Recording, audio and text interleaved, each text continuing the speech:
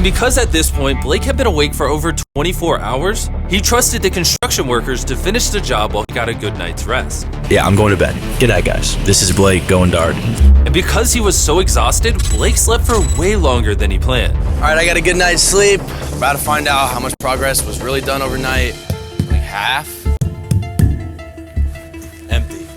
That means nothing has happened since I've been gone. Yeah, that's no good. Let's see what it looks like over here. Even after his inspiring speech, the workers that Blake hired didn't get much of his plan done. And with only 6 hours remaining, Blake did what he could by covering his weak spots with spare parts, bricks, and more cars. Looking good in here, looking real good.